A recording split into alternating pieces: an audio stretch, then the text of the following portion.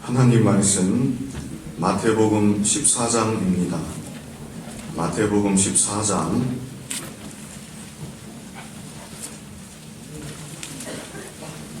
22절로 33절을 보겠습니다. 마태복음 14장 22절로 33절.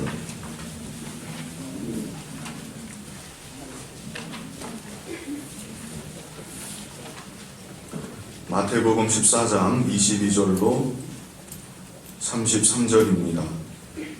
예수께서 즉시 제자들을 재촉하사 자기가 무리를 보내는 동안에 배를 타고 앞서 건너편으로 가게 하시고 무리를 보내신 후에 기도하러 따로 산에 올라가시니라. 저물매 거기 혼자 계시더니 배가 이미 육지에서 술이나 떠나서 바람이 거스름으로 물결로 말미암아 고난을 당하더라. 밤 사경에 예수께서 바다 위로 걸어서 제자들에게 오시니 제자들이 그가 바다 위로 걸어오심을 보고 놀라 유령이라 하며 무서워하여 소리 지르거늘 예수께서 즉시 이르시되 안심하라 나니 두려워하지 말라. 베드로가 대답하여 이르되 주여 만일 주님이시거든 나를 명하사 무리로 오라 하소서 하니 오라 하시니 베드로가 배에서 내려 무리로 걸어서 예수께로 가되 바람을 보고 무서워 빠져가는지라 소리질러 이르되 주여 나를 구원하소서 하니 예수께서 즉시 손을 내밀어 그를 붙잡으시며 이르시되 믿음이 작은 자여 왜 의심하였느냐 하시고 배에 함께 오르매 바람이 그치는지라. 배에 있는 사람들이 예수께 절하며 이르되 진실로 하나님의 아들이로소이다 하더라. 아멘. 성산교회 심무하시는 김광호 목사님 말씀 증거해 주십니다. 사모하는 마음으로 많은 은혜 받으시기를 바랍니다.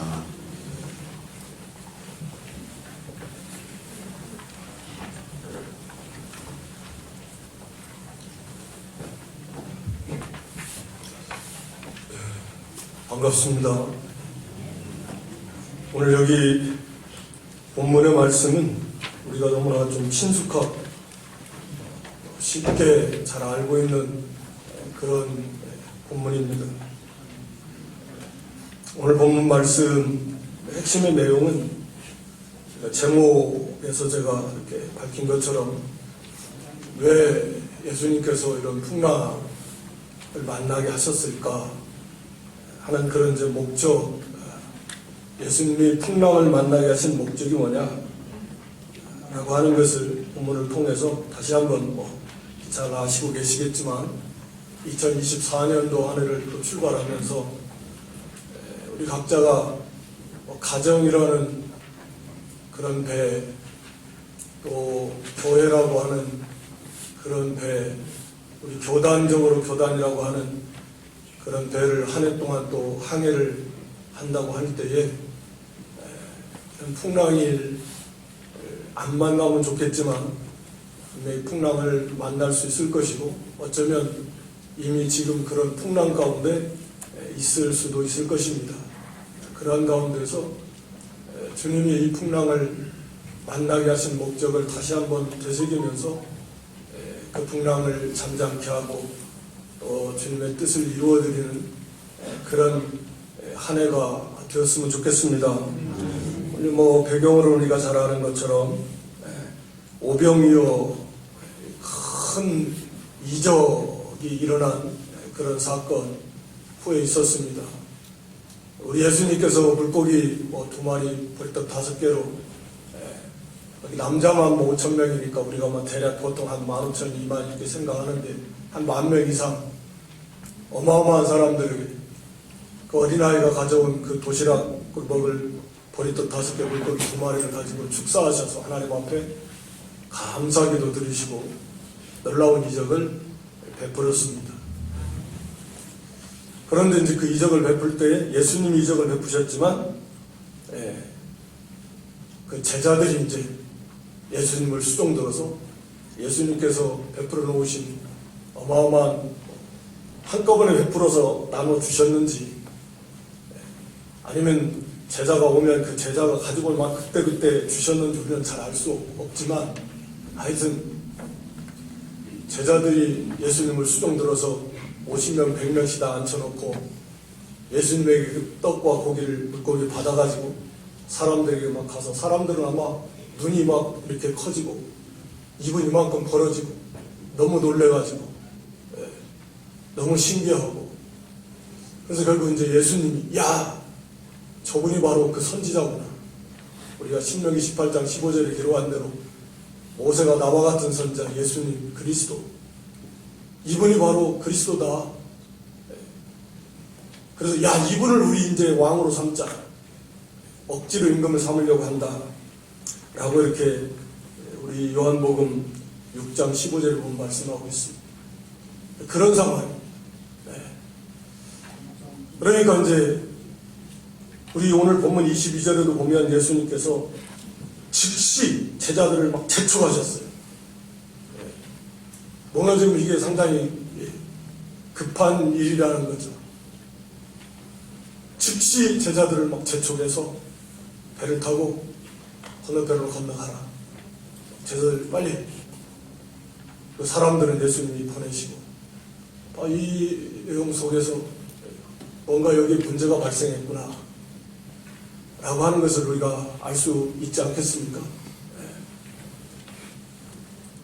그래서 여기 제자들이 그러니까 이게 보니까 예수님께서 이 제자들의 문제가 교만이 저는 들어왔던 것 같아요. 예수님의 큰 은혜를 체험한 거죠. 거기에 그냥 수종 들은 거예요, 자기들은. 가서 나눠준 것 뿐입니다. 그런데 마치 사람들이 막 제자들까지도 우러러보지 않겠어요? 당연히. 자기가 뭐나 된 것처럼 어깨가 으쓱 사람들이 막 우러러보고 자기가 마치 주는 것처럼 심부름하는 건데 교만이 들어온 거죠. 보통은 그래요. 사실 우리가 다 말로는 머리로는 뭐 하나님의 은혜인데 하나님이 주신 것 그냥 나눠주면 되는 건데 그것이 물질이 됐든 뭐 어떤 은사가 됐든 또 복음도 마찬가지. 하나님이 거저 주셨으니까 그냥 가서 나눠주면 되잖아요.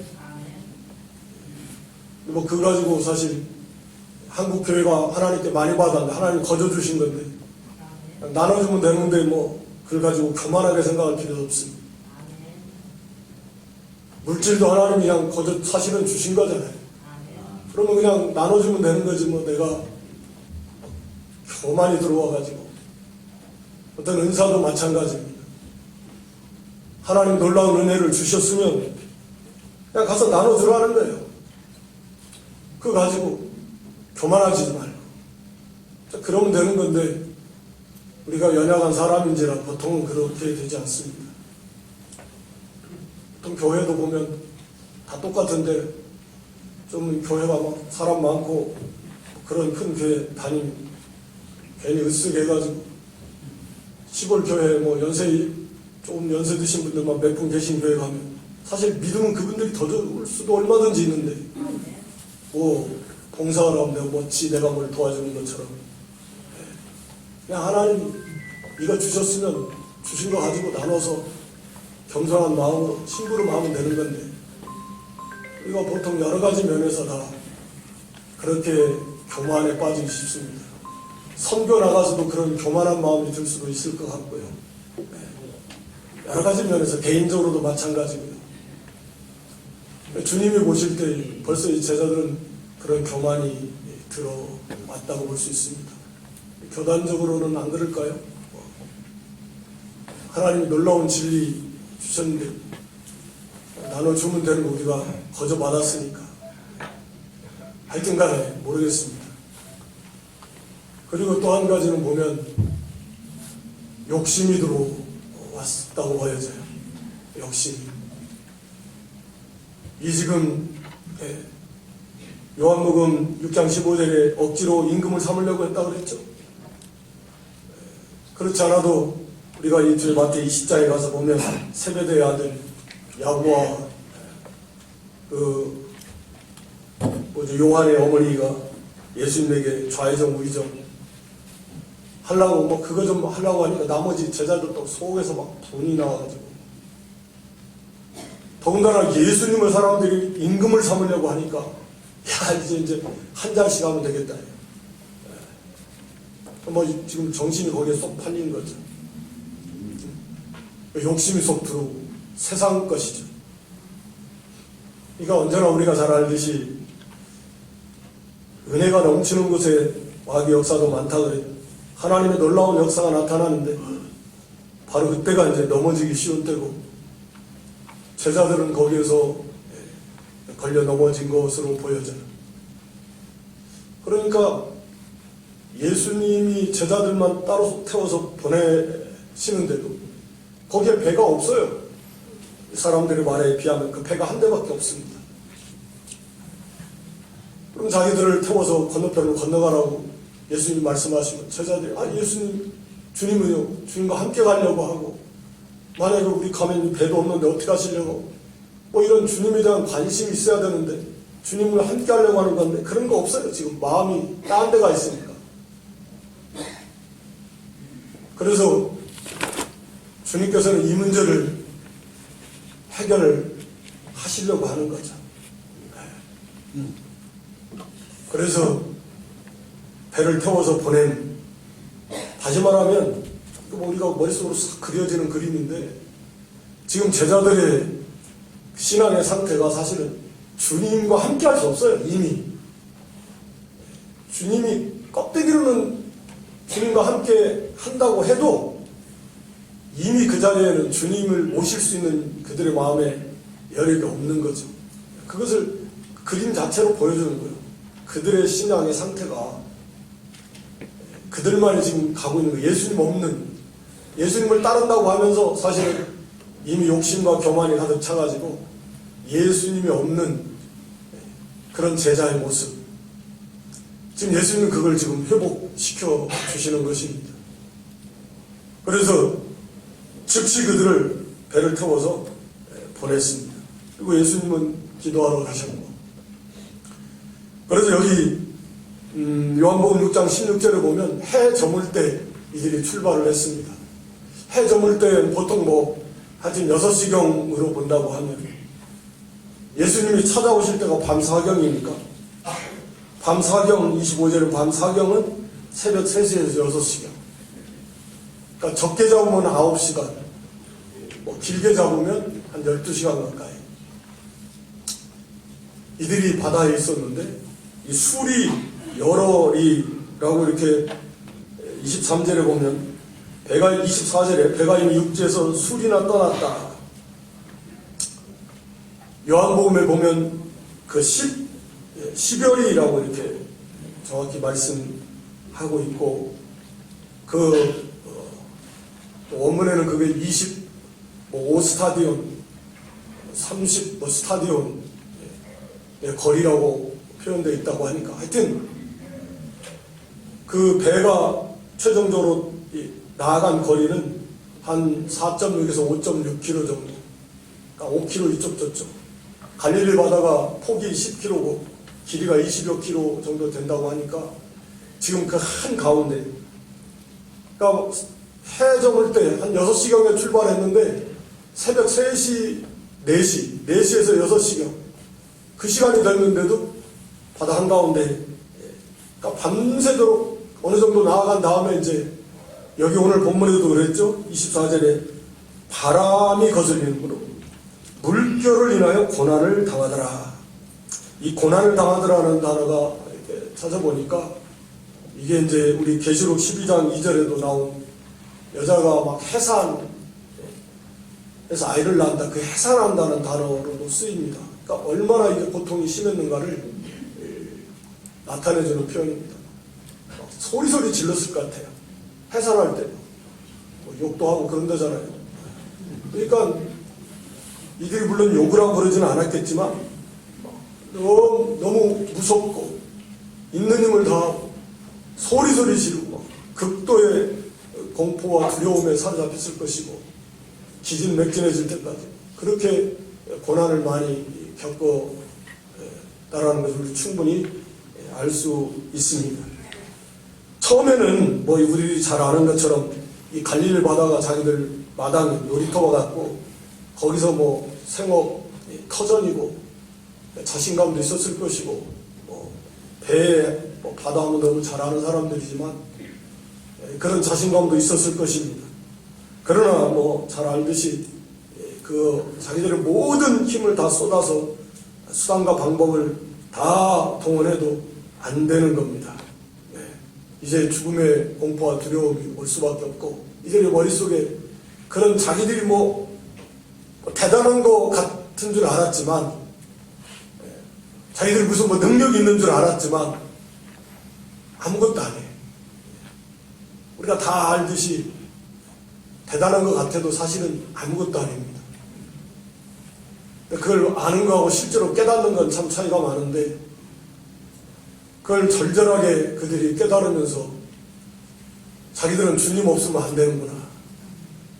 과거에 그 앞에 마태복음 그 8장이죠. 마태복음 8장 23절 26절 그때는 이때도 풍랑을 만났는데 이때는 예수님과 함께 배에 올라서 갈 때 풍랑이 있었어요. 그때는 예수님을 깨우면 됐어요. 예수님 주무시지 말고 일어나세요. 지금 뭐 이 풍랑이 거세서 큰일 났습니다. 예수님이 깨셔가지고 잠잠하게 하시고 이렇게 믿음이 없냐? 그럼 그냥 끝나는 거예요. 근데 이때는 지금 예수님이 안 계셔. 자기들만 있으니까 뭐 부르짖었겠죠. 아이고 예수님을 모시고 왔어야 되는데 얼마 전에 그때는 예수님과 함께 갈 때는 이런 풍랑이 일어났어도 그때 예수님 깨우기만 하면 예수님께서 그냥 딱 해결해 주셨는데 예수님 없이 오니까 이제는 문제가 이게 해결이 안 되는 거예요. 자기들끼리만 가니까. 그게 문제라는 거죠. 그러니까 뭐 이번 사경에도 하나님 가까이 하라, 또 하나님과 동행하는 내노 뭐 다 우리가 내용은 다 비슷비슷한데 핵심은 그러니까 예수님을 모시지 못하고 자기들끼리만 가서 이 문제가 해결이 안 되고 그래서 하나님 앞에 자기의 그 무능함, 열악함을 절실히 깨닫고 하나님 앞에 부르짖는 거죠. 부르짖어야 돼요. 자기 교만이 철저하게 깨어져 나가야 됩니다. 그런 다음에 당연히 이 욕심도 이제 뭐 다 죽게 생겼는데 뭐 세상에 뭐 한 자리 해보고 싶어요. 그게 무슨 의미가 있겠습니까? 몸이 다 연약해지고 죽게 생겼으면 그런 건 다 의미도 없는 거예요. 그런 헛된 것들 많이 회개하면서 기진맥진해지고 하나님 앞에 부르짖고 또 예수님을 말씀드린 대로 사모하고 그때 예수님 모시고 같이 왔어야 되는데 내가 예수님 없이 우리가 이렇게 와가지고 이 어려움을 겪으면서 이걸 문제를 해결 못하는구나. 왜 예수님을 모시지 못했을까? 왜 예수님과 함께 하지 못했을까? 하는 이런 자신들의 그런 믿음 없음을 또 깨닫고 예수님의 관심이, 예수님에 대한 관심이 욕심과 교만이 들어오면서 자연스럽게 2순위, 3순위, 4순위로 밀려나는 것입니다. 그러니까 예수님이 함께 하실 수 없는 거죠, 이미. 다시 예수님을 향한 뜨거움, 예수님을 모셔야 된다. 예수님을 척으로 삼고 예수님을 이렇게 가까이 하고 예수님을 모시고자 하는, 예수님을 사모하고 악마하는 그러한 신앙이, 그러한 마음이 좀 다시 회복이 되는, 바로 그때에 주님이 이제 오시는데, 이때 주님은 제자들이 고난당할 때 주님은 뭐하고 계셨습니까? 기도하고 계셨습니다. 기도. 우리 마가복음 6장 46절로 48절 마가복음 6장 거기 보면 우리 주님께서 산으로 가셔서 기도하시고 그 다음에 제자들이 이렇게 고난 가운데서 노젓는 것을 뭐 하신다고요? 보시고. 그러니까 예수님은 다 그걸 보고 계시는 거잖아요. 물론 뭐 우리는 오늘날 예수님과 연합되어 있습니다. 예수님 하늘 보좌 우편에 완성하신 하늘 지성소 구원을 완성하시고 들어가셔서 하늘 보좌 우편에서 하나님과 그 동등된 영광 가운데 하나님을 이렇게 마주 보시면서 바로 옆에 앉으셔가지고 그러면서 우리의 중보자로서 대제사장으로 사역을 지금도 하고 계시면서 우리를 위해서 기도하시고 우리 영으로는 우리 안에 계십니다. 하나님의 영이시고 그리스도의 영이시고 성령이시니까. 그러니까 지금도 그래요. 우리 주님께서는 신기하고 놀랍지만 그 영광의 보좌 우편에 우리 주님이 앉으셔서 여러분 한 사람 한 사람의 이름을 부르시면서 옆에 계신 보좌 옆이니까 영광의 성부 하나님 아버지 하나님께 그 사람을 위해서 기도하는 거예요. 여러분들이 고난당하고 있을 때 우리의 중보자 되시는 우리 예수님께서 그 아버지께 얼굴을 마주 보시면서 그 가까이에서 완전한 그 사랑의 그런 영광의 하나님과의 그 친밀한 그 교제 가운데 계신 우리 주님께서 그 아버지께 저 여러분들의 이름을 부르시면서 아버지께 기도한다라고 사실 생각해 보세요. 이 사실인데 얼마나 신기하고 놀랍고 얼마나 위로가 되고 얼마나 힘이 됩니까? 주님이 이렇게 기도하고 계신다라는 거예요. 우리 히브리 뭐 이번 사경에만 해도 여러 번 우리가 찾아보게 되는 성구이지만 우리가 히브리 7장 25절에 우리 살아서 우리에서 기도하신다고 했고 그 8장 1절에 히브리 8장 1절에 보면 8장 1절에 보좌 하나님 보좌 우편에 앉으셔서 거기에서 지금 우리를 위해서 기도하신단 말이에요. 아버지 얼굴을 맞대시고 마치 완전한 그런 성부와 성자 영혼 가운데 계신 그 사랑의 하나 되신 그 성부 하나님, 물론 성부 하나님은 이 모든 것을 계획하시고 이루신 분이 또 성부 하나님, 마치 우리를 벌 주시기를 원하시는 분이 아니에요.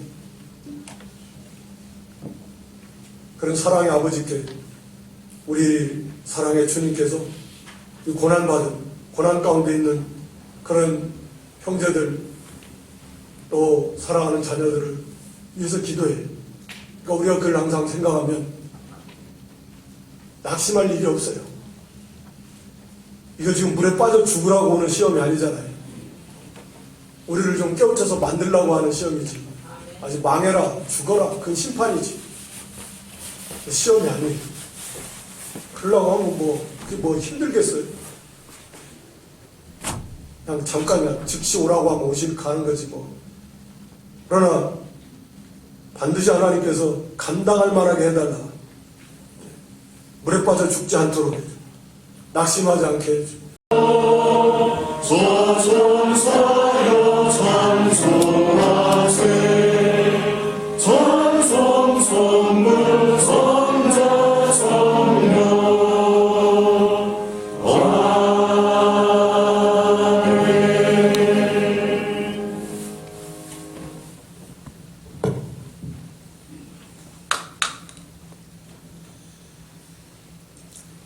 지금은 우리를 풍랑 가운데서 찾아오시고 저희를 구원해 주신 우리 주 예수 그리스도의 은혜와 우리를 위하여 사랑하는 아들 예수 그리스도를 십자가에 내어주신 하나님 아버지의 극진하신 사랑하심과 또한 저희들을 진리 가운데로 인도하시기 위해서